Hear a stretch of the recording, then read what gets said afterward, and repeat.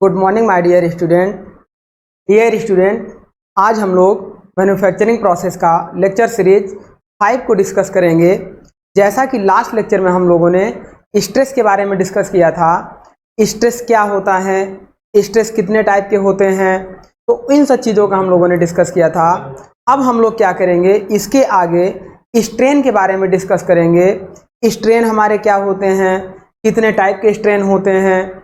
Then after हम लोग stress और स्ट्रेन से रिलेटेड स्ट्रेस और स्ट्रेन डायग्राम को भी डिस्कस करेंगे, वो भी डिफरेंट टाइप्स ऑफ मटेरियल के लिए। जैसे स्टील के लिए हमारा स्ट्रेस डायग्राम अलग होगा, एल्यूमिनियम के लिए स्ट्रेस स्ट्रेन डायग्राम अलग होगा। तो डिफरेंट टाइप्स ऑफ मटेरियल के लिए, लेदर के लिए, प्लास्टिक के लिए, रबर के लिए, इन सब के लिए हम लोग डिस्कस करेंगे। तो आइए सबसे पहले हम लोग क्या करते हैं, जो लास्ट लेक्चर में हम लोगों ने स्ट्रेस को कंप्लीट किया था, वहाँ पे हमने आपको बताया था अल्टीमेट स्ट्रेस। देखिए, एक हमने आपको बताया था यील्ड स्ट्रेस और एक हमने आपको बताया था अल्टीमेट स्ट्रेस के बारे में। तो यहाँ पे आपको हमने बताया था यील्ड स्ट्रेस हमेशा डक्टाइल मटेरियल के लिए यूज किया जाएगा और अल्टीमेट स्ट्रेस हमेशा ब्रिटल मटेरियल के लिए यूज किया जाएगा। अब आपको ये समझ में आ रहा होगा कि सर अल्टीमेट स्ट्रेस क्या होता है और यील्ड स्ट्रेस क्या होता है। तो उसके लिए हम लोग क्या करेंगे, स्ट्रेस और स्ट्रेन डायग्राम से समझने की कोशिश करते हैं। ऐसा देखिए, एक डायग्राम हम लोग लेते हैं। इस डायग्राम में इधर हम लोग स्ट्रेन ले लें और इधर हम लोग स्ट्रेस ले लें। ये हम लोग स्ट्रेस ले लें। अब इस डायग्राम पे हम लोग क्या करते हैं, कुछ प्रॉपर्टीज के अकॉर्डिंग सपोज करिए कि एक हम लोग स्टील मटेरियल के लिए शुरू कर रहे हैं। हालांकि आगे अभी इसको हम लोग और डिटेल में पढ़ेंगे, अभी केवल ऐसे ही समझते हैं हम लोग। तो जैसे देखिएगा, यहाँ पे देखिएगा, एक स्टील के लिए इस तरीके से कोई लीनियर कर्व जाता था और ये लीनियर कर्व यहाँ पे हमने एक पॉइंट ले लेते थे ए, फिर ये कर्व कुछ दूर और आगे जाता था, वहाँ पे हम पॉइंट ले लेते थे बी। देन आफ्टर यहाँ से कर्व कुछ इस तरीके से कर्वेचर होता था और नीचे तक जाता था, फिर यहाँ से कुछ ये कर्व इस तरीके से जाता था। देन आफ्टर आगे जाकर ये यहाँ से ऐसे जाता था। अब इस डायग्राम में हम लोग जब पढ़ते थे तो हमारा जो पॉइंट ए होता था, इसी को हम लोग बोलते थे, ए पॉइंट को हम लोग बोलते थे प्रोपोर्शनल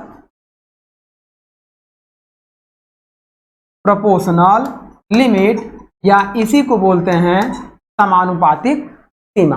और इसके जस्ट आगे जो हमारा बी पॉइंट होता था, बी पॉइंट को हम लोग बोलते थे इलास्टिक लिमिट, या इसी को बोलते थे प्रत्यास्थ सीमा। और यहाँ पर एक पॉइंट हमारा होता था सी और यहाँ एक पॉइंट होता था डी। D1 से ये हमारा D2 तक सेम रहता था। यहाँ पे हमारा एक पॉइंट होता था E और यहाँ पे एक पॉइंट हमारा होता था F। अब यहाँ पे होता क्या था, C पॉइंट हमारा क्या होता था, C पॉइंट हमारा होता था अपर यील्ड पॉइंट, अपर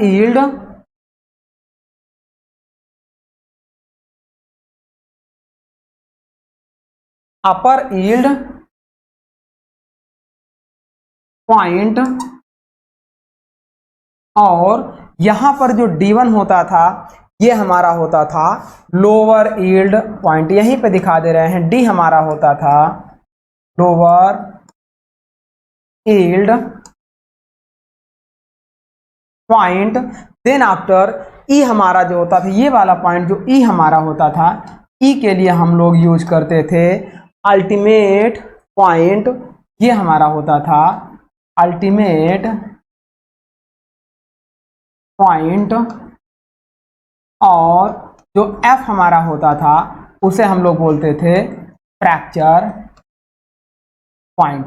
F को हम लोग बोलते थे फ्रैक्चर पॉइंट। अब आइए समझते हैं कि ये सारे पॉइंट होते क्या क्या हैं।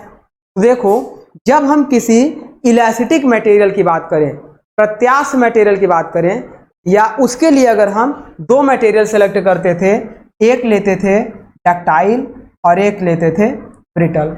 अगर हम डक्टाइल मटेरियल की बात करें तो डक्टाइल मटेरियल का नेचर क्या होता था कि सपोज करो ये डक्टाइल मटेरियल होता था, जब इधर लोड लगाएं और इधर लोड लगाएं तो ये क्या करता था, अपनी लेंथ को इंक्रीज करता था, लेकिन जैसे ही लोड को हम रिमूव कर लेते थे तो यह अपनी ओरिजिनल शेप को प्रॉपर तरीके से कंप्लीटली रीगन कर लेता था।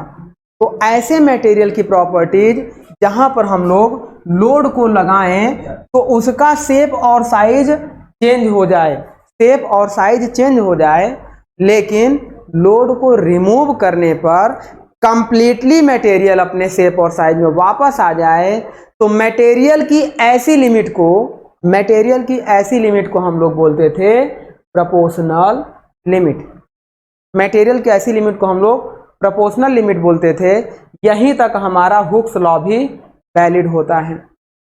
लेकिन अब प्रोपोर्शनल लिमिट के ऊपर अगर हम लोड को लगाएंगे तो उसके अंदर स्ट्रेस की वैल्यू और बढ़ेगी, और बढ़ने के बाद वो मटेरियल क्या होगा, फिर जब हम लोड को रिमूव करेंगे तो देखो, अगर हम बी पॉइंट तक स्ट्रेस की वैल्यू, यहाँ तक स्ट्रेस की वैल्यू बढ़ा दें, और अब जब लोड को रिमूव करेंगे तो वो मटेरियल कंप्लीटली अपने शेप और साइज को अचीव नहीं कर पाएगा। मतलब मटेरियल के अंदर थोड़े बहुत स्ट्रेन बचे रहेंगे, जिस वजह से हम मटेरियल को कह सकते हैं कि वह कंप्लीटली अपने शेप को अडॉप्ट नहीं कर पाया।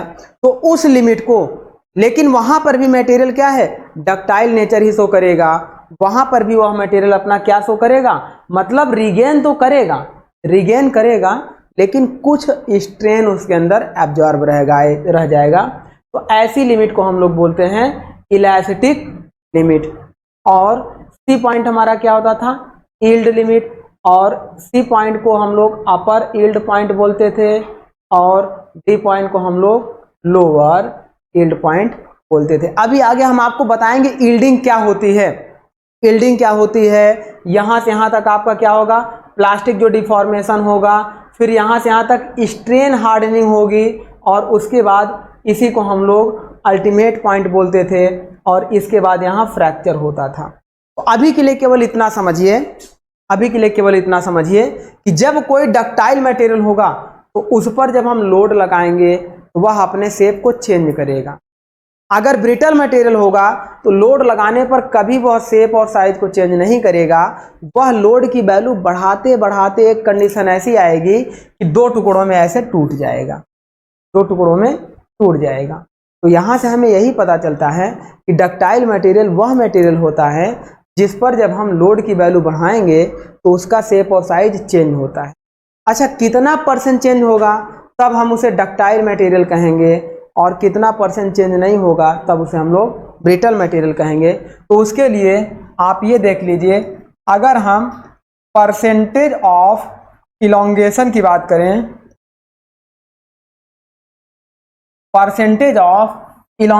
बात करें, तो सपोज करो कि कोई मटेरियल हमारा L लंबाई का है, L लंबाई का मटेरियल है, और इस पे हमने लोड P को अप्लाई कर दिया।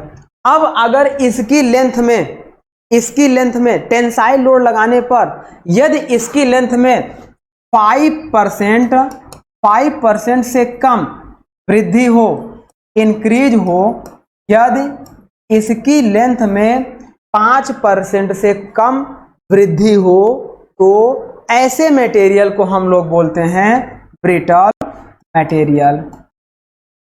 ऐसे मटेरियल को माय डियर हम लोग बोलते हैं ब्रिटल मटेरियल।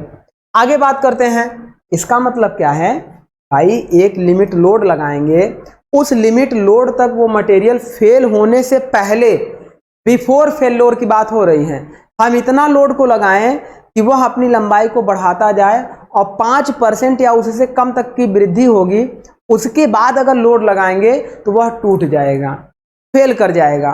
तो ऐसा मटेरियल जिसमें 5% से कम लेंथ इंक्रीज होगी उसे ब्रिटल मटेरियल कहते हैं। और ऐसा मटेरियल जिसमें देखो 5 से 15% अप टू 5 to 15% अगर हमारी लेंथ में या साइज में, कुछ भी कर सकते हैं, साइज में अगर हमारा इंक्रीज होगा तो ऐसे मटेरियल को हम लोग इंटरमीडिएट डक्टाइल मटेरियल कहते हैं।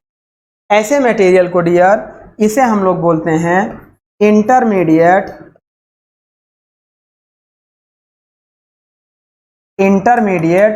Ductile material. Intermediate ductile material. अब आगे बात करेंगे कि प्योर डक्टाइल मटेरियल कब होगा। तो ऐसा मटेरियल जो लोड लगाने पर फेल्योर होने के पहले 15% से ऊपर, बियॉन्ड 15% लेंथ को इंक्रीज करे। मतलब लेंथ जो हमारी इंक्रीज होगी, ये जो लेंथ जो इंक्रीज होगी वो हमारी क्या होगी, above 15% is called pure ductile material. Pure ductile material. तो यहां से आपको यह क्लियर हो गया होगा कि कौन सा मटेरियल डक्टाइल होगा, कौन सा इंटरमीडिएट डक्टाइल होगा और कौन सा ब्रिटल होगा। तो हम इंटरमीडिएट डक्टाइल की बात अभी नहीं करेंगे। ऑब्जेक्टिव क्वेश्चन आपका इसी तरीके से आता है कि अगर आपसे डक्टाइल मटेरियल पहचानने के लिए कह देगा तो आप डक्टाइल मटेरियल कैसे पहचानोगे। पहले ही उसकी प्रॉपर्टी है कि वो हमारा टेंसाइल फोर्स लगाने पर डक्टाइल मटेरियल अगर प्योर है तो अपनी लेंथ को 15% से ज़्यादा इंक्रीज करेगा बिफोर फेल्योर, और ब्रिटल मटेरियल है तो 5% से कम ही लेंथ को इंक्रीज कर पाएगा। दूसरा डिफरेंस हमारा क्या होता है डक्टाइल और ब्रिटल मटेरियल में। अब आप देखो कि कोई डक्टाइल मटेरियल है, जब उसकी लेंथ को बढ़ाएंगे तो कुछ देर लेंथ की बढ़ेगी, फिर उसके बाद वो फेल्योर को स्टार्ट करेगा। तो इसका मतलब डक्टाइल मटेरियल हमारा क्या होता है कि जब भी फेल्योर होगा, फेल्योर होने से पहले वो हमें एक इंफॉर्मेशन देगा कि अब हम फेल होने वाले हैं। लेकिन ब्रिटल मटेरियल विदाउट इंफॉर्मेशन दिए, विदाउट इंडिकेट किए अचानक से क्रैक होकर फेल हो जाता है। और ब्रिटल मटेरियल कहाँ पर फेल होता है, ये जो अल्टीमेट पॉइंट आप देख रहे हैं, अगर मटेरियल ब्रिटल है तो हम क्या करते हैं, ये जो ग्राफ बनाते हैं, इस ग्राफ में उसकी स्ट्रेंथ को हम लोग बढ़ाते जाएंगे तो स्ट्रेस की वैल्यू बढ़ती जाएगी। एक कंडीशन ऐसी आएगी जब उसके स्ट्रेस की वैल्यू मैक्सिमम कहाँ तक पहुंच जाएगी, अल्टीमेट स्ट्रेस तक। अब इस अल्टीमेट स्ट्रेस के ऊपर लोड की वैल्यू बढ़ाने पर वह मटेरियल किसी भी टाइम फेल हो सकता है, तो इसका मतलब ब्रिटल मटेरियल फेल होने से पहले हमें कोई भी इंडिकेशन नहीं देता है। तो ब्रिटल मटेरियल को यूज करना हमारे लिए रिस्क है, लेकिन फिर भी हम लोग यूज करते हैं। क्यों यूज करते हैं उसका भी रीजन बताएंगे। लेकिन डक्टाइल मटेरियल की अगर बात करें तो डक्टाइल मटेरियल ये प्रोपोर्शनल लिमिट तक पूरी तरह सेफ होता है, इलास्टिक लिमिट तक मैक्सिमम सेव कर लेता है, लेकिन उसके बाद ये फेल होने लगता है। बट ये फेल पूरी तरीके से नहीं होता है, यह कुछ इस तरीके से होता है। अगर हम एक शाफ्ट की बात करें तो मान लो ये शाफ्ट हमारी थी, आप देखो ये क्या है, कुछ इस तरीके से। पहले ये हमारा ऐसा इंडिकेशन देगा, फिर और नीकिंग बनना शुरू हो जाएगी, धीरे धीरे ये पतला होता जाएगा, देन आफ्टर लास्ट में क्या होगा, यहाँ से फेल कर जाएगा। तो इसका मतलब यह फेल होने से पहले हमें इंडिकेशन देगा। जैसे अगर हम लकड़ी की बात करें तो देखो, एक लकड़ी हमारी हो जाए मान लो यूकेलिप्टस की और एक लकड़ी हमारी हो जाए बांस की। दोनों लकड़ी पे अगर हम खड़े हों तो जो बांस की लकड़ी होगी, सपोज करो कि ये बांस की लकड़ी है जिसे हम बम्बू ट्री बोलते हैं, तो जब इस पर हम लोड लगाएंगे तो यह पहले बेंड होगा। बेंड होने के बाद जब लोड की वैल्यू और बढ़ाएंगे तो और बेंड होगा, और मैक्सिमम लोड के बाद फिर यह टूटेगा। तो मतलब यह फेल होने से पहले बेंडिंग दे रहा है, हमें इंडिकेशन कर रहा है। बट अगर वहीं हम किसी अनदर ऐसी हार्ड लकड़ी की बात करें, जैसे मान लो यूकेलिप्टस की बात करें, तो उस पर जब हम लोड लगाएंगे तो यह लोड को सहन करता रहेगा, बहुत थोड़ा बेंडिंग देगा, बहुत स्मॉल बेंडिंग देगा। लेकिन जब लोड की वैल्यू को बढ़ाएंगे तो यह अचानक से यहां से टूट जाएगा, विदाउट इंडिकेशन दिए यहां से यह टूट जाएगा। तो यह हमारा एक ब्रिटल मटेरियल का नेचर होता है और यह हमारा एक डक्टाइल मटेरियल। तो चलिए फिर से वही टॉपिक पे आते हैं हम लोग। अब देखो, जो ब्रिटल मटेरियल होगा वह कहाँ तक सेफ होता है, अल्टीमेट पॉइंट तक सेफ होता है। जो डक्टाइल मटेरियल होता है वह कहाँ तक सेफ होता है, सेफ तो वह इलास्टिक लिमिट तक होता है, लेकिन जो मैक्सिमम उसमें स्ट्रेस एब्जॉर्ब होते हैं। देखो अल्टीमेट यहाँ यील्ड पॉइंट तक इतने स्ट्रेस को वो एब्जॉर्ब कर सकता है, उसके बाद स्ट्रेस की वैल्यू डिक्रीज होने लगती है। यहाँ पे क्या होता है, लोअर यील्ड पॉइंट, तो यहाँ तक वह स्ट्रेस को एब्जॉर्ब करता है, बट मैक्सिमम स्ट्रेस वह अल्टीमेट पॉइंट अपर यील्ड पॉइंट तक एब्जॉर्ब करता है। तो अब बात करते हैं कि उसके बाद ये मटेरियल, देखो यहाँ से जब ये फेल होता है तो यह क्या होता है, बिना स्ट्रेस की वैल्यू को बढ़ाए। देखो यहाँ स्ट्रेस क्या है, कांस्टेंट है, स्ट्रेस हमारा कांस्टेंट है। बिना लोड की वैल्यू को बढ़ाए मटेरियल क्या होता है, डिफॉर्म होना शुरू होता है, जिसे हम लोग बोलते हैं प्लास्टिक डिफॉर्मेशन। तो यहाँ तक बात नहीं कर रहे हैं हम, इसके जस्ट पहले लोअर यील्ड पॉइंट की बात कर रहे हैं। तो जब भी हम किसी डक्टाइल मटेरियल की डिजाइन करते हैं तो उस मटेरियल की जो मैक्सिमम स्ट्रेस को सहन करने की कैपेसिटी होती है उसी को हम लोग बोलते हैं स्ट्रेंथ ऑफ डक्टाइल मटेरियल, और उसी मैक्सिमम स्ट्रेंथ को हम लोग बोलते हैं अल्टीमेट स्ट्रेस या यील्ड स्ट्रेस। अगर वो डक्टाइल मटेरियल होगा तो वो हमारा होता था यील्ड स्ट्रेंथ, और अगर वह ब्रिटल मटेरियल होता था वह हमारा होता था अल्टीमेट स्ट्रेंथ। अब आपको ये सोचना चाहिए कि सर यील्ड स्ट्रेंथ हमारी डक्टाइल मटेरियल की मैक्सिमम स्ट्रेंथ है, मतलब इसके ऊपर अगर हम मटेरियल को लोड बढ़ाएंगे तो वो हमारा क्या हो जाएगा, फेल कर जाएगा। और अल्टीमेट स्ट्रेंथ के ऊपर अगर हम मटेरियल पर लोड लगाएंगे तो वह मटेरियल हमारा फेल कर जाएगा। लेकिन अल्टीमेट स्ट्रेंथ हमारा ब्रिटल मटेरियल के लिए और यील्ड स्ट्रेंथ हमारा डक्टाइल मटेरियल। ये हो गया हमारा। अब देखो, ये सपोज करो कि एक हम गुटके को ले लें। अच्छा, ये तो आपको समझ में आ गया होगा, वेरी वेरी इंपॉर्टेंट पॉइंट है ये, वेरी वेरी इंपॉर्टेंट पॉइंट है एग्जाम के पॉइंट ऑफ व्यू से। अब इसी पे हम लोग आगे बढ़ते हैं।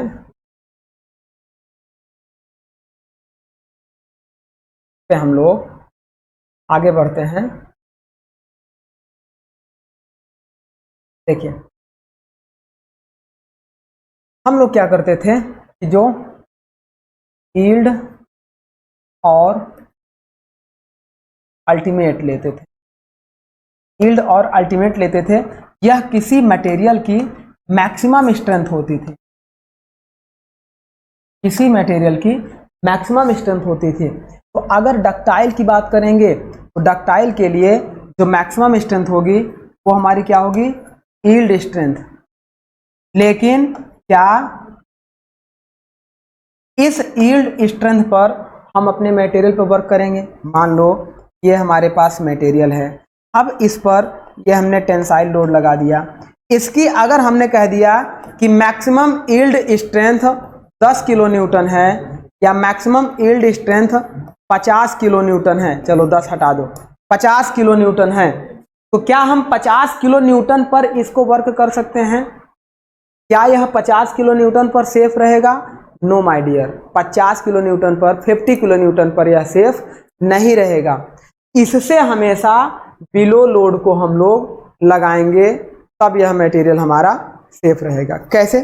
देखिएगा, अब हम क्या करेंगे, इस पर या तो हम 40 किलो न्यूटन का लोड लगा लें, 30 किलो न्यूटन का लगा लें, 20 किलो न्यूटन का लगा लें, लेकिन इससे कम लगाएंगे और ये जो लोड लगाएंगे इसी को माय डियर हम लोग बोलते हैं वर्किंग स्ट्रेंथ। वर्किंग स्ट्रेंथ जिस पे हम लोग वर्क करते हैं इस मटेरियल पर। अब देखो इस यील्ड स्ट्रेंथ की वजह से जो इसके अंदर स्ट्रेस जनरेट होता है उसे हम लोग बोलते हैं यील्ड स्ट्रेस। यील्ड स्ट्रेस और इस वर्किंग स्ट्रेंथ की वजह से जो स्ट्रेस जनरेट होता है उसे हम लोग बोलते हैं वर्किंग स्ट्रेस। ये हमारा होता है। अब यहाँ पे देखो यील्ड स्ट्रेस से वर्किंग स्ट्रेस हमेशा कम होना चाहिए, तो हम ये कह सकते हैं yield stress is always greater than working stress. Similar अगर हम ब्रिटल मटेरियल की बात करेंगे तो वहां पर मैक्सिमम जो स्ट्रेंथ होगी उसकी वो होगी अल्टीमेट स्ट्रेस, और वहां पर जो स्ट्रेंथ आएगा वो अल्टीमेट स्ट्रेंथ आएगा।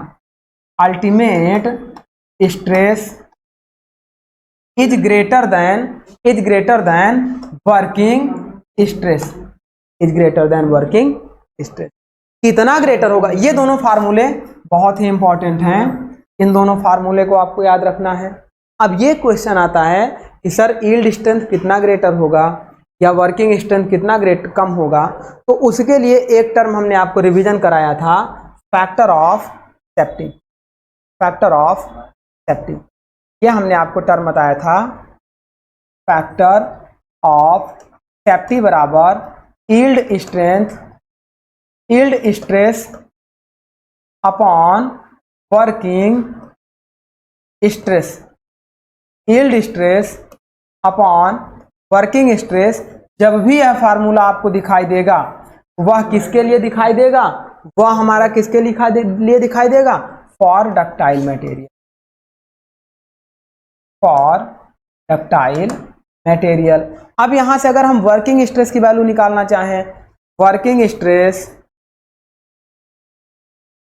स्ट्रेस इज इक्वल टू, देखो ये यहां चला जाएगा, ये यहां चला जाएगा, तो ये फार्मूला बन जाएगा yield stress upon factor of safety.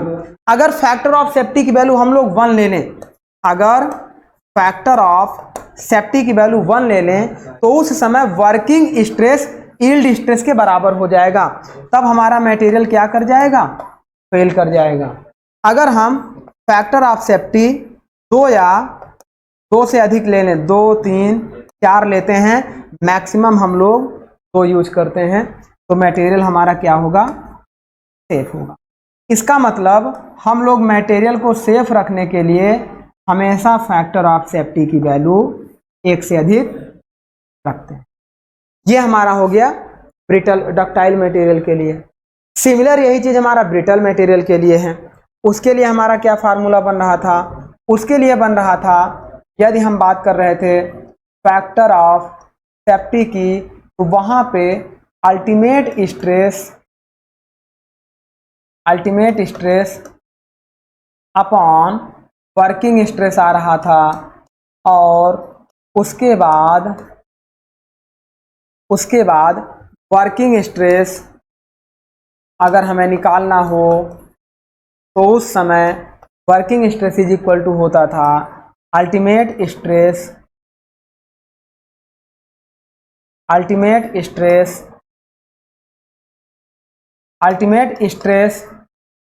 Upon factor of safety. Ultimate stress upon factor of safety. Similar यहां पर भी फैक्टर ऑफ सेफ्टी की वैल्यू ग्रेटर देन 1 रखेंगे, और मैक्सिमम के केस में फैक्टर ऑफ सेफ्टी हम लोग कितना यूज करते हैं, 2 यूज करते हैं। अब देखिए यहां पे हम लोग अल्टीमेट स्ट्रेस की डिफिनेशन पढ़ने चल रहे हैं और यील्ड स्ट्रेस की डिफिनेशन पढ़ने चल रहे हैं। अल्टीमेट स्ट्रेस और यील्ड स्ट्रेस, तो देखो अल्टीमेट स्ट्रेस हमारा क्या होगा, ब्रिटल मटेरियल के लिए वह मैक्सिमम स्ट्रेस जिसके ऊपर मटेरियल फेल कर जाए।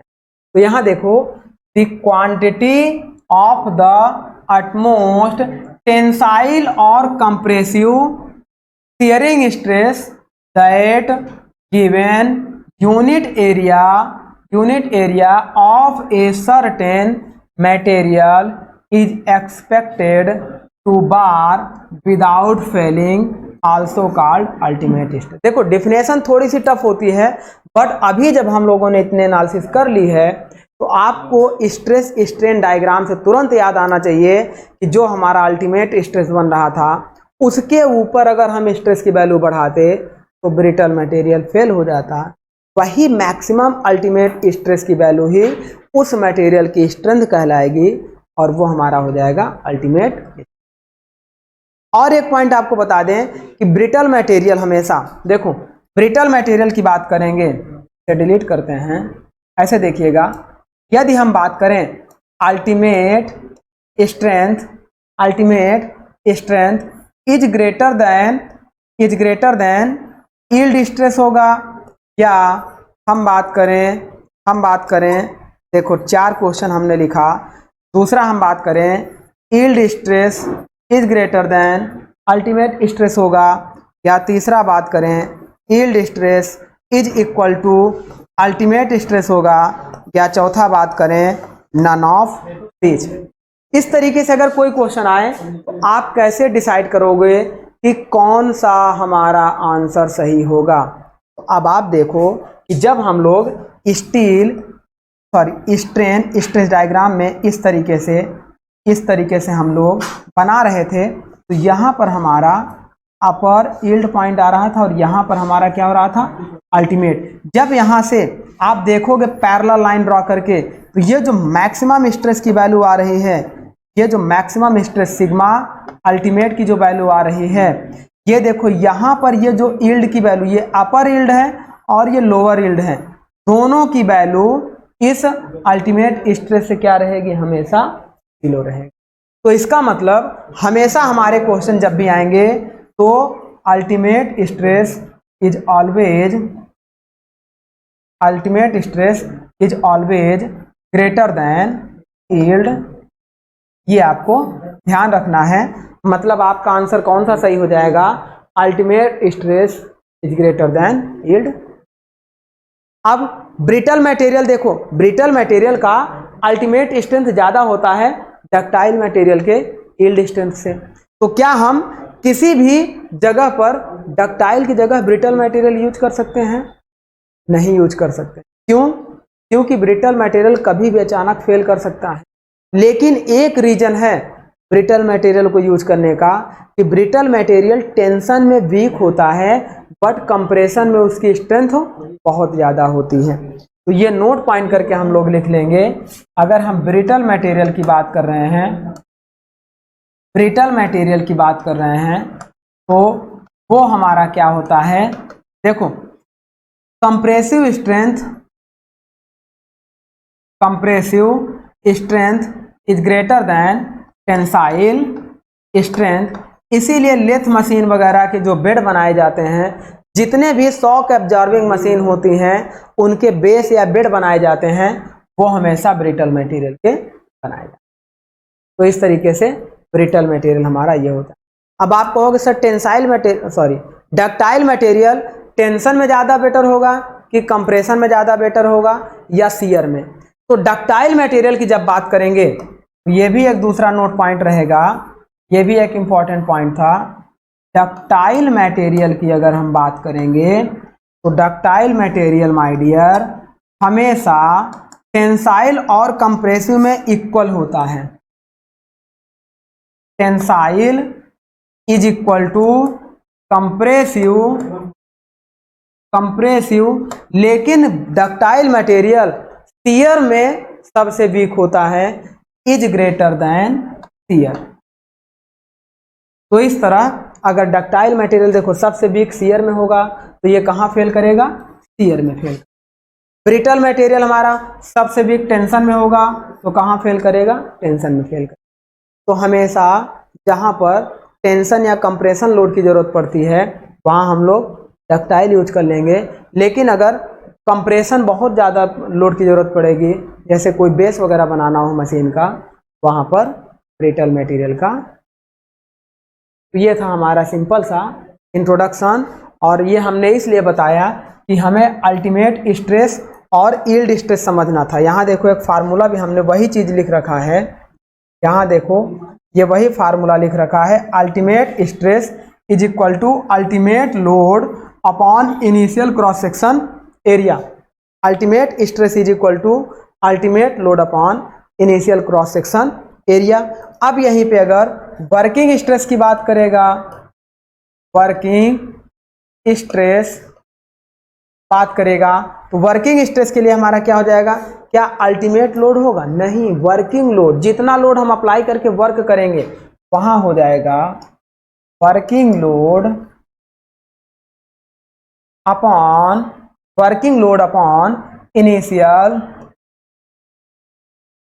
Cross section area, initial cross section area. और अल्टीमेट स्ट्रेस और वर्किंग स्ट्रेस का रिलेशन आपको हमने अभी थोड़ी देर पहले बता ही दिया है। आगे बढ़ते हैं। सिमिलर वही वर्किंग स्ट्रेस हमारा क्या था, it is the stress which is considered as the allowable stress for design process. मतलब देखो working stress is always less than ultimate stress, तभी मटेरियल हमारा क्या रहेगा, सेफ रहेगा। अगर यह इसके बराबर हो जाएगा, ऐसे देखो आप,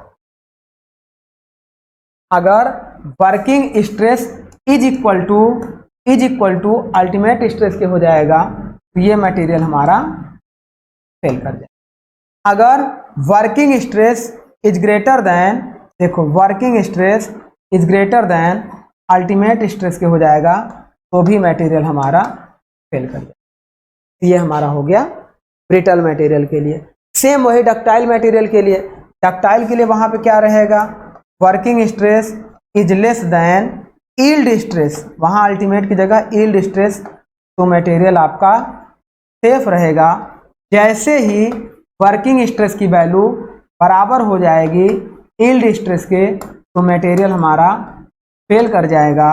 जैसे ही वर्किंग स्ट्रेस की वैल्यू ग्रेटर हो जाएगी यील्ड स्ट्रेस से तो भी मटेरियल हमारा। अब यहाँ से आपके दिमाग में एक क्वेश्चन जरूर बनना चाहिए कि सर आपने कहा कि अगर किसी मटेरियल की अल्टीमेट स्ट्रेंथ मान लो 50 किलो न्यूटन है, या इसकी आप अल्टीमेट स्ट्रेंथ कह सकते हैं या इसकी आप यील्ड स्ट्रेंथ कह सकते हैं। अब आपने कहा कि सर अगर हम 50 किलो न्यूटन की कैपेसिटी है और 50 किलो न्यूटन का ही वर्किंग लोड इस पर अप्लाई करें तो ये मटेरियल फेल क्यों होगा? भाई जब उसकी कैपेसिटी भी 50 न्यूटन है और हम 50 न्यूटन का लोड भी अप्लाई कर रहे हैं तो मटेरियल फेल कैसे होगा? आइए उसके बारे में एक थोड़ा सा समझ लेते हैं। जैसे आप सपोज करो कि अगर आप किसी छत पर खड़े हो, मान लो छत बहुत 20 मंजिला ऊपरी इमारत है और उसकी छत पर खड़े हो, और ऐसा आप मानो कि उस छत का बॉर्डर नहीं बना हुआ है, मतलब वो प्लेन सरफेस है। ये इस तरीके से ऐसी, यहाँ पे आप देखो इस तरीके से ऐसी प्लेन छत है। अब इस छत पर अगर आप सेंटर में खड़े हो, ऐसा आप मान लो ऐसी छत है, अगर आप सेंटर में खड़े हो तो आप अपने आप को 100% सेफ समझोगे, आपके गिरने के चांसेस बिल्कुल भी नहीं है। लेकिन जैसे ही आप खिसकते हुए किनारे की तरफ बॉर्डर पे यहाँ पे आ गए, यहाँ पे आ गए, यहाँ पे आ गए, यहाँ पे आ गए, इसका मतलब आपका क्या हो गया, इसी पॉइंट पर आपका क्या होता है, working stress is equal to yield stress होता है, या working stress is equal to ultimate stress. अब किनारे पे आप आ गए, आप खड़े तो हैं, लेकिन उस समय जरा सा भी अगर आपके अंदर डिसबैलेंस हुआ, मतलब 0.001 का भी अगर आपके अंदर डिसबैलेंस हुआ तो आप तुरंत क्या करेंगे, बाहर की तरफ या तो गिरेंगे या अंदर की तरफ। अंदर की तरफ गिरे तो सेफ रहा और बाहर की तरफ गिरेंगे तो आप फेल हो जाएंगे। तो इसीलिए कभी भी हम किसी बॉर्डर पर, बॉर्डर मतलब वो लड़ाई वाला बॉर्डर नहीं, यहाँ लिमिट की बात चल रही है कि किस मटेरियल की कितनी लिमिट होती है, उसी लिमिट को हम लोग बॉर्डर बोलते हैं। तो कभी भी उस लिमिट के बराबर मटेरियल पर लोड अप्लाई कर कर वर्किंग नहीं करते। तो आई होप आपको ये सारी चीज़ें अच्छे तरीके से क्लियर हो गई होंगी। लास्ट लेक्चर में भी हमने कोशिश किया था और आज भी हमने यही कोशिश किया। अब देखो वर्किंग स्ट्रेस जो हमारा लग रहा था, उसके अगर हम कुछ इंपॉर्टेंट पॉइंट की बात करें तो जब भी हम कोई भी वर्किंग स्ट्रेस लगाते हैं तो जो लोडिंग लगाएंगे जैसे सपोज करो ये कोई बार था, अब इस बार पर अगर हम 10 किलो न्यूटन का लोड लगाएं और इसकी कैपेसिटी थी 50 किलो न्यूटन, तो ये 10 किलो न्यूटन से जब इसकी वैल्यू हम बढ़ाएंगे या 10 किलो न्यूटन जब इस पर हम अप्लाई करेंगे तो उसका नेचर कैसा होगा, मतलब लोडिंग और अनलोडिंग। लोडिंग मतलब जब लोड की वैल्यू इंक्रीज करेंगे और अनलोडिंग मतलब जब लोड की वैल्यू डिक्रीज करेंगे, तो उसका नेचर कैसा होना चाहिए। उसके लिए देखो, जब नेचर ऑफ लोडिंग की बात करेंगे तो हमारा क्या होना चाहिए, whether it is dead load और लाइव लोड। जब हमारे पास डेड लोड या लाइव लोड हो तो उसके लिए हम लोग क्या करेंगे, हमेशा लोड इज अप्लाइड ग्रेजुअली और सडनली। देखो ग्रेजुअल और सडन लोड में क्या अंतर होता है, आप ऐसे समझो कि इस तरीके से कर्व है, ये वाला जो कर्व जाता है इसे बोलते हैं ग्रेजुअल लोडिंग, ग्रेजुअल लोडिंग। लेकिन सडन लोड आपका क्या है, ऐसे चला जाएगा, इस तरीके से चला जाएगा, उसमें क्या है अचानक से आप उस पर लोडिंग करेंगे और अचानक से अनलोडिंग करेंगे। लेकिन ग्रेजुअल लोड में आप धीरे धीरे लोड की वैल्यू घटाएंगे या धीरे धीरे लोड की वैल्यू बढ़ाएंगे। तो हम लोग लोडिंग को क्या कर सकते हैं, या तो ग्रेजुअली अप्लाई कर सकते हैं या सडन अप्लाई कर सकते हैं। नेक्स्ट पॉइंट हमारा क्या है, load is constant in type और अल्टरनेटिंग। या तो लोड की वैल्यू हमारी, ये जो लोड है कांस्टेंट हो जाए, या कहीं पे मान लो ये इतना है इस तरीके से, कहीं पे ज़्यादा लोड लगे कहीं पे कम लोड लगे, ये हमारा हो जाए। नेक्स्ट पॉइंट हमारा क्या है, load is for short duration और फॉर लॉन्ग ड्यूरेशन। इसका भी बहुत इम्पैक्ट पड़ता है हमारे मटेरियल पर। अगर सपोज करो कि हमारे पास ये मटेरियल हो और इसकी कैपेसिटी मान लो ये हमारा क्या है, इलास्टिक लिमिट के अंदर कोई लोड हमने लगा रखा था 10 किलो न्यूटन का, लेकिन कुछ ड्यूरेशन बाद, इलास्टिक लिमिट की परिभाषा यही होती है कि जब इस लोड को हम लोग हटा लेते हैं तो यह पुनः मान लो अपने शेप को ऐसे चेंज किया हुआ है, तो अपने शेप को चेंज किया हुआ है, जब इस लोड को हम हटाएंगे तो यह पुनः अपने शेप को क्या करेगा, रिगेन कर ले। लेकिन ये ध्यान देने वाली बात है कि अगर यह लोड बहुत दिनों तक इस पे लगा रह गया, बहुत दिनों तक लगा रह गया, जब इस लोड को हम अप्लाई करेंगे तो इलास्टिक लिमिट के अंदर ही बॉडी में कुछ परमानेंट डिफॉर्मेशन हो चुका होगा। इसी को हम लोग फटीग फेल्योर पढ़ते थे। आगे हम लोग ये भी पढ़ेंगे क्रीप फेल्योर क्या होता है, यही क्रीप फेल्योर होता है, और हम लोग फटीग फेल्योर भी पढ़ेंगे। तो ये तो आपको हमने थोड़ी सी चीज़ें समझाई। तो इस तरीके से जो लोड हमारा है या तो लॉन्ग ड्यूरेशन के लिए अप्लाई होगा या शॉर्ट ड्यूरेशन के लिए। अब देखिए आगे बढ़ते हैं। नेक्स्ट हमारा क्या है, वर्किंग स्ट्रेस में जो हम लोग नेचर ऑफ मेथड की बात कर रहे हैं, इन्वायरमेंटल फैक्टर की बात कर रहे हैं, इन सब चीज़ों को भी हम लोग थोड़ा सा लेते हैं कि मतलब जब हमारा मटेरियल हमारा कैसा होना चाहिए, होमोजीनियस या केमिकल कंपोजिशन बैलेंस मटेरियल होना चाहिए। और मैंने आपको होमोजीनियस प्रॉपर्टीज बताई थी कि कोई भी मटेरियल होमोजीनियस तब होगा जब उसके किसी भी पॉइंट पर, मान लो इस पॉइंट पर, इस पॉइंट पर, इस पॉइंट पर, इस पॉइंट पर, इस पॉइंट पर, किसी भी पॉइंट पर उस मटेरियल की इलास्टिक प्रॉपर्टीज सेम होगी। ऐसे मटेरियल को हम लोग होमोजीनियस मटेरियल बोलते थे। और मटेरियल आपका आइसोट्रॉपिक भी होना चाहिए।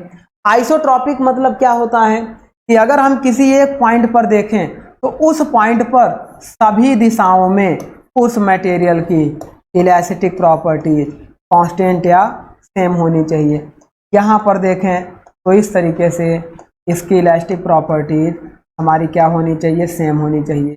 यहाँ पर देखें, कहीं पर भी देखें तो इसकी इलास्टिक प्रॉपर्टीज हमारी क्या होनी चाहिए, सेम होनी चाहिए। ऐसे मटेरियल को हम लोग आइसोट्रॉपिक मटेरियल कहते हैं। जो हमारा वर्किंग स्ट्रेस है, हम कोशिश करते हैं कि मटेरियल होमोजीनियस हो, आइसोट्रॉपिक हो या एन आइसोट्रॉपिक हो तो भी हमारा चल जाए। नेक्स्ट बात कर रहे हैं इन्वायरमेंटल इफेक्ट। हम लोग क्या क्या देखते हैं अगर हम मटेरियल पे वर्किंग कर रहे हैं, तो कौन कौन से इन्वायरमेंटल इफेक्ट हम लोग देखते हैं।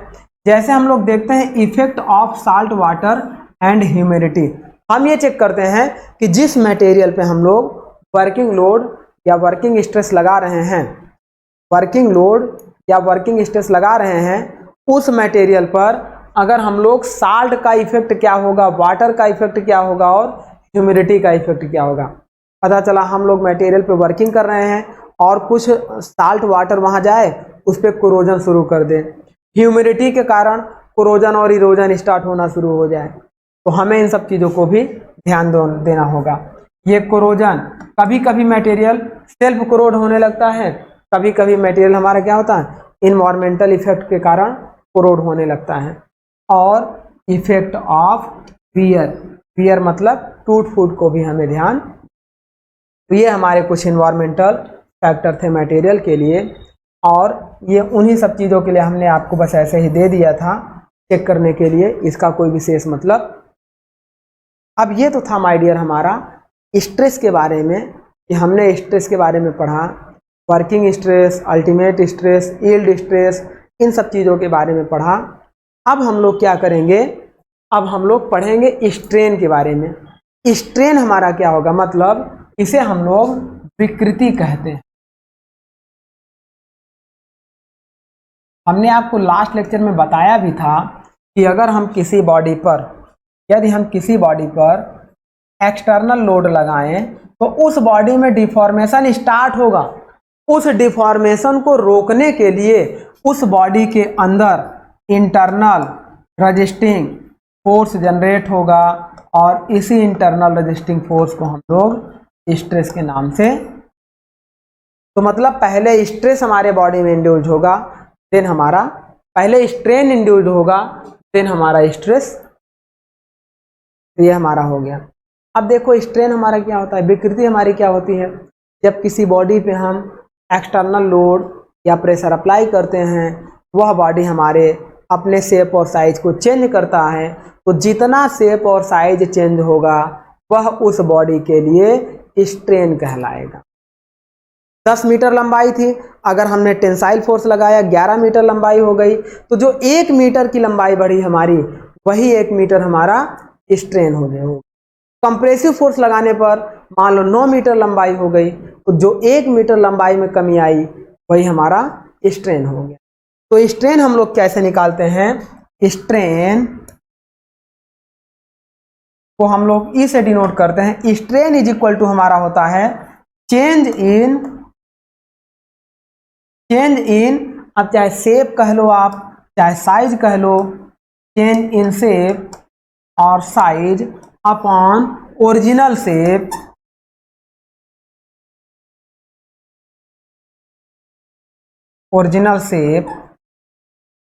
और साइज इज कॉल्ड स्ट्रेन। इस तरीके से हमारा होता है स्ट्रेन। जैसे इस बार में हमने ये लोड लगाया और इस लोड के कारण इसका क्रॉस सेक्शन इतना बढ़ गया और इधर से, तो ये हमारा क्या होगा, यदि ये क्रॉस सेक्शन हम मान लें डेल्टा एल बाई टू, ये मान लें delta L by two, total जो लंबाई बढ़े हम मान लें डेल्टा एल, और पहले इसकी लंबाई थी एल, तो delta L by L is called strain. हमारा क्या हो जाएगा, ये स्ट्रेन हमारा हो गया E is equal to delta L by L, जहाँ पर डेल्टा एल हमारा क्या है, change in length upon original. अब बात करते हैं, देखो when a bar is subjected to axial load, जैसे इस बार में हमने एक एक्सियल लोड P लगा दिया, when a bar is subjected to axial load it undergoes a change in length as indicated in figure। जैसे मान लो हम अपने फिगर में इंडिकेट कर रहे हैं, हालांकि आगे भी देखो इसका डायग्राम दिया हुआ है इस तरीके से। बार की यदि एल लंबाई हो, उस पर हम लोग लोड लगाएं तो उसकी लंबाई हमारी इंक्रीज हो जाए, तो उस समय this change in length is usually called deformation and this deformation is called strain. इसी डिफॉर्मेशन को हम लोग कहते हैं द डिफॉर्मेशन, इलोंगेशन और shortening per unit length of the bar is called strain, is termed as strain. Then आगे बढ़ते हैं हम लोग। स्ट्रेन के लिए कुछ नोट पॉइंट देखिएगा हमने दे रखा है। नोट पॉइंट का मतलब क्या है? If the bar is in tension, मतलब यदि कोई बार हमारा टेंशन में, तनाव में हो। इस तरीके से देखिए, ये कोई बार हमारा टेंसाइल लोड P लग रहा हो, टेंशन में हो, तो उस समय is known as tensile strain. जब इसमें, इसकी लंबाई में ये ऐसा देखिएगा, ये जो स्ट्रेन आया है इसे हम लोग बोलेंगे टेंसाइल स्ट्रेन। और स्ट्रेन हमेशा यूनिट लेस होता है। यूनिट लेस क्यों होता है? क्योंकि strain is equal to delta L by L होगा। डेल्टा एल भी mm में और एल भी mm में, दोनों आपस में कैंसिल आउट हो जाए। ये चाहे तो मीटर अपॉन मीटर हो, सेंटीमीटर अपॉन सेंटीमीटर हो, इसीलिए स्ट्रेन हमारा यूनिट लेस होता है। अगर इसे अपोजिट डायरेक्शन में हम लोड लगा दें, अपोजिट डायरेक्शन में लोड लगा दें इस तरीके से, ये हमारा क्या हो जाए, इसकी लंबाई घटकर कुछ इतनी हो जाएगी। अब ये जो हमारी लंबाई चेंज हो रही है इसे हम लोग बोलते हैं कंप्रेसिव स्ट्रेन। इसे हम लोग माय डियर बोलते हैं कंप्रेसिव स्ट्रेन। तो इस तरीके से ये हमारा हो गया टेंसाइल स्ट्रेन और कंप्रेसिव। यहाँ टेंसाइल स्ट्रेन की बात किया था। Similarly the strain resulting from a compressive force is known as compressive strain. जब कंप्रेसिव फोर्स लगाएंगे, जो चेंज इन लेंथ या चेंज इन डायमेंशन आएगा वो हमारा कंप्रेसिव स्ट्रेन में आएगा। नेक्स्ट देखिए, in general strain associated with normal stress is called normal strain and strain associated with shear stress is known as shear strain. यदि किसी body में ये हम नॉर्मल लोड लगा दें तो उसके कारण जो स्ट्रेस हमारा इंड्यूस्ड होगा वो हमारा कौन सा स्ट्रेस इंड्यूस्ड होगा? नॉर्मल स्ट्रेस इंड्यूस्ड होगा। इस नॉर्मल स्ट्रेस के कारण जो डिफॉर्मेशन होगा, उस डिफॉर्मेशन के कारण उसमें जो स्ट्रेन आएगा उसे हम लोग माय डियर नॉर्मल स्ट्रेन कहते हैं। लेकिन अगर हम यहाँ पे शियर लोड टाउ लगा दें, शियर लोड P लगा दें, तो शियर स्ट्रेस टाउ इंड्यूस्ड होगा, जिसकी वजह से इसमें जो डिफॉर्मेशन होगा, जैसे मान लो ये बॉडी हो जाए,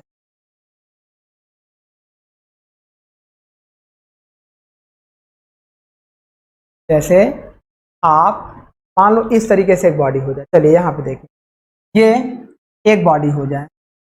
अब ये बॉडी यहाँ से फिक्स हो जाए, फिक्स हो जाए। इस पर अगर हम ये लोड लगाएं तो कुछ देर बाद ये बॉडी इस तरीके से, कुछ देर बाद आप देखो ये बॉडी इस तरीके से अपने शेप को चेंज कर लेगा। ये थीटा डिग्री चेंज करेगा और ये अगर डेल्टा हो जाए तो इस समय जो स्ट्रेन हम लोग निकालेंगे, strain shear strain is equal to delta by theta के होगा, तो ये हमारा कहलाएगा शियर स्ट्रेन। जब किसी बॉडी पे शियर फोर्स अप्लाई करें तो उसके कारण जो डिफॉर्मेशन होगा, ये जो डिफॉर्मेशन हमारा आ रहा है, इस डिफॉर्मेशन को हम लोग बोलेंगे शियर स्ट्रेन। यहाँ देखिए, ये हमारा हो गया शियर स्ट्रेन। ये हमारा एक सिंपल सा डायग्राम था।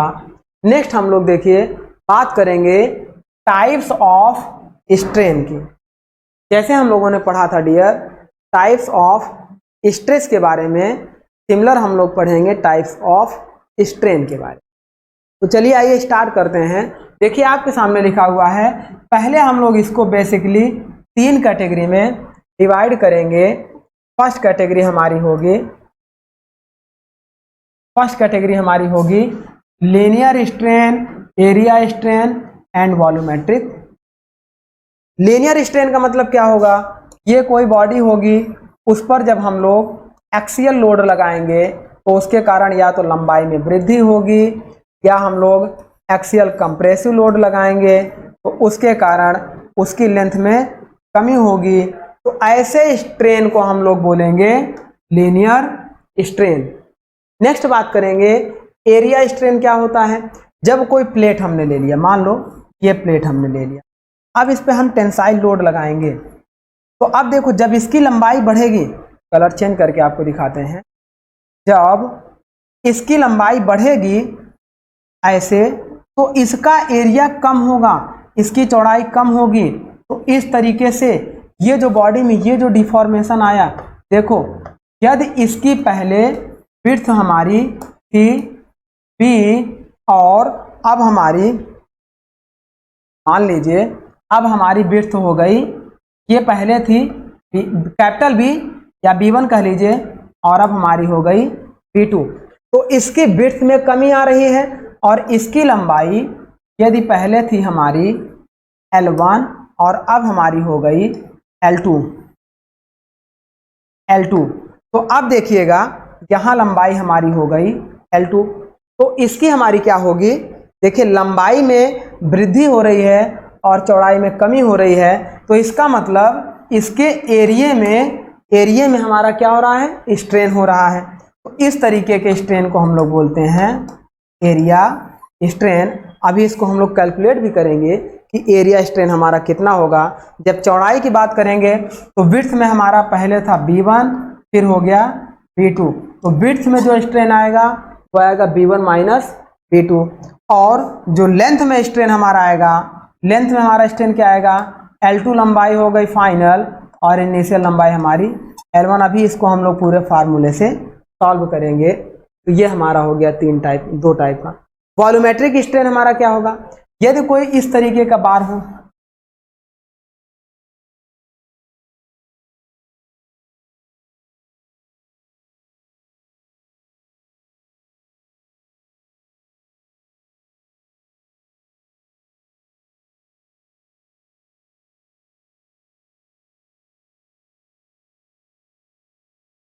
देखिए यदि कोई इस तरीके का बार हो, ऐसा देखिए मान लीजिए इस तरीके का कोई बार हो जिसका वॉल्यूम, पहले हम इसको क्या मान लें, इसका वॉल्यूम P1 मान लें। अब इस बार में देखो यहाँ पर हमने टेंसाइल लोड P1 लगा दिया इस डायरेक्शन में हमने टेंसाइल लोड P2 लगा दिया और इस डायरेक्शन में हमने इस पे टेंसाइल लोड P3 लगा दिया।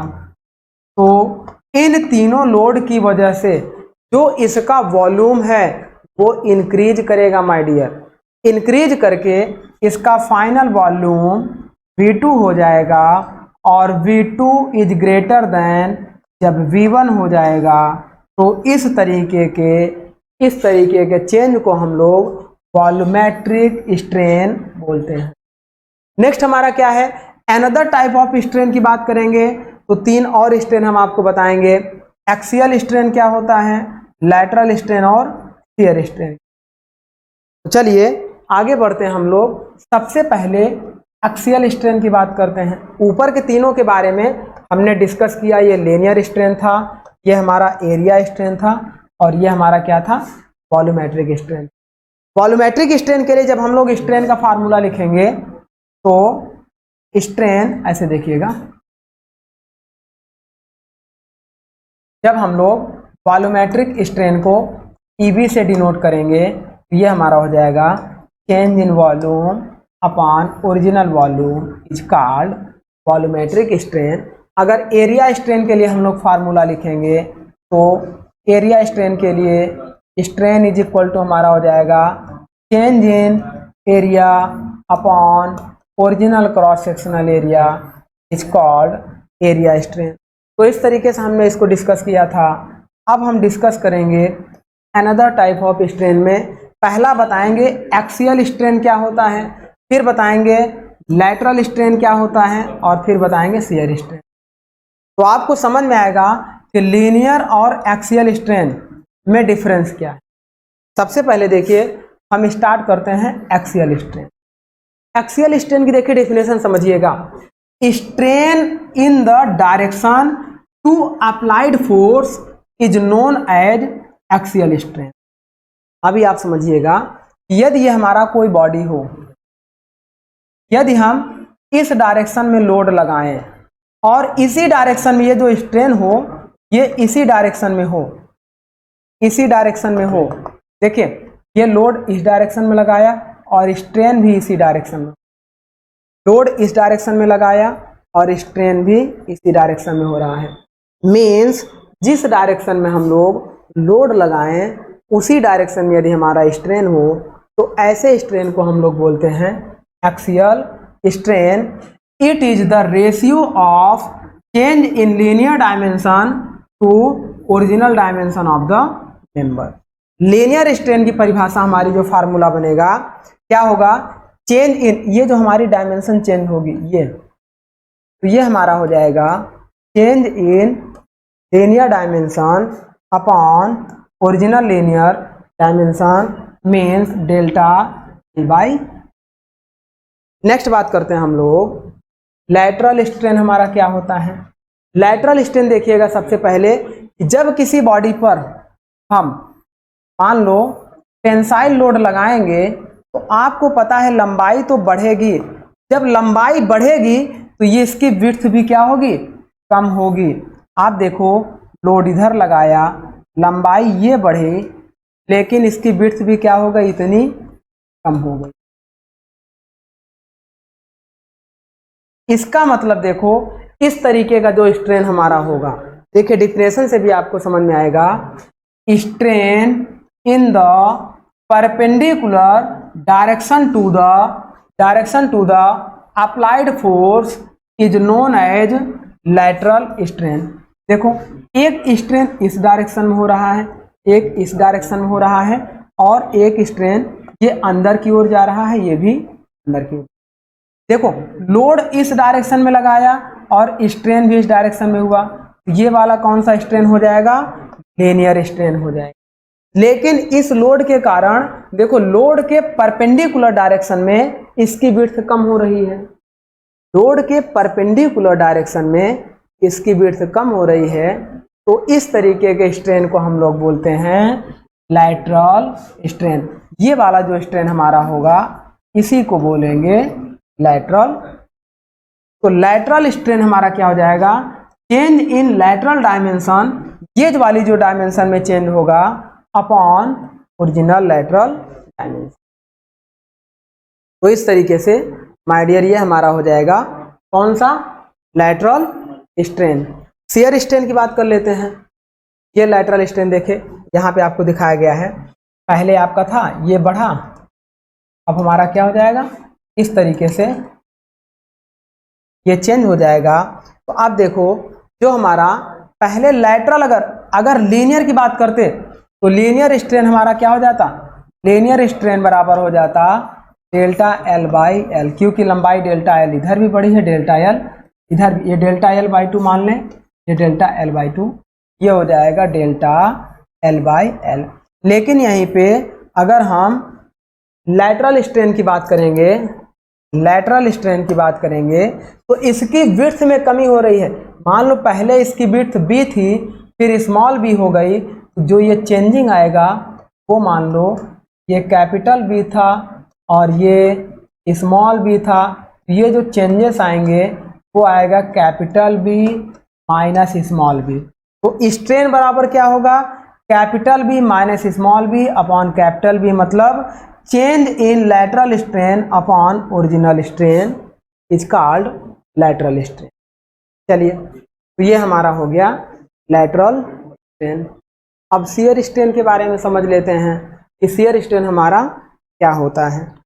ऐसे देखिए, जब कोई बॉडी, मान लो कोई बॉडी पहले इस तरह से सब्जेक्टेड था, ये बॉडी हमारा पहले ऐसे सब्जेक्टेड था और एक फिक्स पॉइंट पर इस तरीके से रखा गया था। ऐसा रखा गया था कि इस बॉडी पे जब हम ऐसे धकेलेंगे तो ये बॉडी सरके ना, स्लाइड ना करे, परमानेंट यहाँ पे हमने इसको फिक्स कर रखा। इस तरह से इसको हम कंप्रेस करेंगे तो भी यह खिसके ना, यह केवल दबे। अब देखो तो जब हमने यहाँ पे एक लोड इस डायरेक्शन में लगाया तो यह बॉडी, अगर ये पॉइंट ए था तो यह पॉइंट शिफ्ट होकर यहाँ ए डैश पे आ गया, और यदि ये पॉइंट हमारा बी था तो यह पॉइंट शिफ्ट होकर यहाँ कहाँ आ गया, बी डैश पे आ गया। तो इस तरीके से शियर फोर्स लगाने पर जो ए से ए पॉइंट शिफ्ट हो रहा है या बी से बी पॉइंट शिफ्ट हो रहा है वह कितना डिग्री शिफ्ट हो रहा है, मान लो 5 डिग्री शिफ्ट हो रहा है, और डिस्टेंस में देखें तो डेल्टा शिफ्ट हो रहा है। तो इस तरीके के डिफॉर्मेशन को माय डियर हम लोग शियर स्ट्रेन कहते हैं। इसके लिए जो फार्मूला हमारा है, स्ट्रेन यदि हम इस फाई की वैल्यू निकालें तो डेल्टा बाई एच के हो जाएगी। यदि इस बार की हाइट हमारी एच हो और यहाँ पे डेल्टा डिफॉर्मेशन हो रहा है, phi is equal to delta is upon, इसके लिए देखिए थोड़ा सा हम लोग पढ़ लेते हैं। Shear strain can be positive और negative, shear strain can be positive और नेगेटिव। देखो अब बात करेंगे, positive shear strain are produced by positive shear component and negative shear strain are produced by negative shear component. ये पढ़ने में तो समझ में आ गया लेकिन दिमाग में नहीं आया कि पॉजिटिव क्या होगा, नेगेटिव क्या होगा। तो जब लैटरल डायरेक्शन में उसकी लेंथ इंक्रीज करेगी तो यहाँ पे देखो, अगर इधर हम फोर्स लगाएंगे तो यहाँ पे ये हो सकता है कंप्रेस हो और यहाँ पे हो सकता है टेंशन में जाए। तो एक जगह जहाँ कंप्रेस होगा वहाँ पर हमारा नेगेटिव शियर स्ट्रेन मान लेंगे, जहाँ टेंसाइल में होगा वहाँ पॉजिटिव शियर स्ट्रेन मान लेंगे, ऐसा हम मान लेंगे। तो इस तरीके से ये हमारा हो गया शियर स्ट्रेन। अब शियर स्ट्रेन के बाद देखो हमारा क्या है, टेंशन टेस्ट। हम लोग क्या करेंगे कि टेंशन टेस्ट पढ़ेंगे और उस टेंशन टेस्ट के बाद हम लोग क्या करेंगे, स्ट्रेस स्ट्रेन डायग्राम को हम लोग पढ़ेंगे कि हमारा स्ट्रेस स्ट्रेन डायग्राम क्या होता है और उस स्ट्रेस स्ट्रेन डायग्राम के लिए कैसा कर्व होगा, इलास्टिक लिमिट क्या होगी, प्रोपोर्शनल लिमिट क्या होगी, अपर यील्ड पॉइंट की डेफिनेशन पढ़ेंगे, लोअर यील्ड पॉइंट की डेफिनेशन पढ़ेंगे, स्ट्रेन हार्डनिंग क्या होती है और क्यों होती है, प्लास्टिक डिफॉर्मेशन क्या होता है, नेकिंग कब बनेगी और क्यों बनेगी। इस तरीके से जब आप देखोगे तो हम एक बार लेंगे और इस बार पर हम लोग क्या करेंगे, अपनी स्टडी करेंगे। इस तरीके से टेंशन टेस्ट लेंगे और टेंशन टेस्ट में हम लोग एक यूटीएम मशीन पर इसे अप्लाई करेंगे। तो इस बार पर जो भी रिजल्ट आएगा, इस बार पर जो भी रिजल्ट आएगा वो अपने इस ग्राफ के माध्यम से हम लोग स्टडी करेंगे और इसी ग्राफ को हम लोग बोलते हैं स्ट्रेस स्ट्रेन डायग्राम। तो ये हम लोग स्टडी करेंगे। देन आफ्टर हम लोग इसके एक एक पॉइंट के बारे में पढ़ेंगे कि प्रोपोर्शनल लिमिट क्या होता है, प्रोपोर्शनल लिमिट के बाद इलास्टिक लिमिट क्या होती है, इलास्टिक लिमिट के बाद रेजिलेंस क्या होते हैं, प्रूफ रेजिलेंस क्या होते हैं, मॉडुलस ऑफ रेजिलेंस क्या होते हैं। तो इन सब चीज़ों को हम लोग माय डियर अगले लेक्चर में पढ़ेंगे। तो चलिए माय डियर आज का लेक्चर हम लोग यहीं पे स्टॉप करेंगे और नेक्स्ट लेक्चर में हम लोग अपने इस टॉपिक को अच्छे से डिटेल्ड करेंगे। तो चलिए माय डियर अपने लेक्चर को हम लोग यहीं पे स्टॉप करते हैं। Thank you my dear.